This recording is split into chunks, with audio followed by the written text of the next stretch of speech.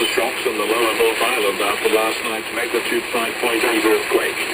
The quake struck near Ponoroa in the Tararua district just after 9 o'clock and was 30 kilometres deep. More than 5,000 people have reported feeling it on the GNS Science website GeoNet. John McCormick lives in the central Hawke's Bay town of Waipukurau and says the quake was strong and came in two parts. First a slow roll, then a violent shake. One of the strongest aftershocks had a magnitude of 4.4. That hit about 5 to 11 and was 22 kilometres deep. The former New Zealand cricketer Lou Vincent in court in London, where he's the first witness to give evidence in the Chris Cairns perjury trial. Cairns is on trial for lying under oath during his successful 2012 libel case against the former chairman of the Indian Premier League, Lalit Modi, who accused him of match fixing. Vincent, who's appearing for the prosecution, is expected to give damning and what could be sensational evidence against Cairns.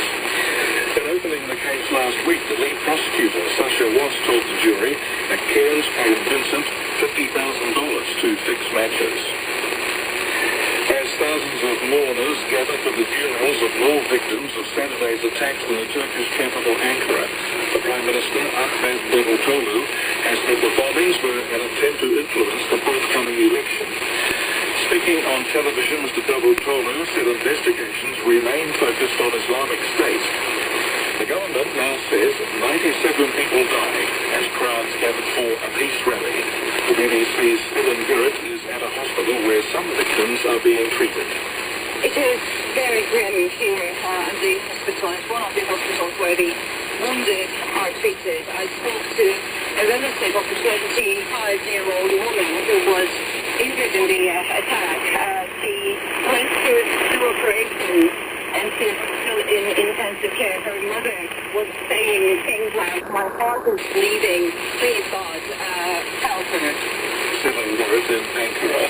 The Prime Minister says he'll be pushing his Australian counterpart, Malcolm Turnbull, to exempt New Zealanders from that country's toughened immigration policy when the pair meet in Auckland later this week. John Key says about 200 New Zealanders are being held in detention centres, but as many as 1,000 could be sent home.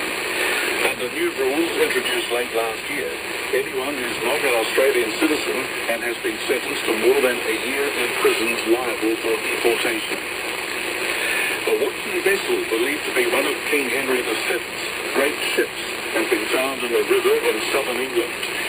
Scholars from the heritage group Historic England believe the wreck that lies buried in mud on the River Handle near Southampton is the Holy Ghost. A major part of Henry V's war machine, the ship played a key role in two sea battles that enabled him to conquer territory in France in the early 15th century. The announcement comes just 2 weeks before events to mark the 600th anniversary of the Battle of Agincourt, in which Henry led his troops to a major English victory in the 100 Years' War in northern France. In sport, the shadow of their 2007 Rugby World Cup loss looms large over the All Blacks as they prepare to play France in Cardiff on Sunday for a place in the semi-finals. France were confirmed as the All Blacks quarter-final opponent this morning when the 2011 runners-up lost to Ireland. The All Blacks are downplaying the significance of the match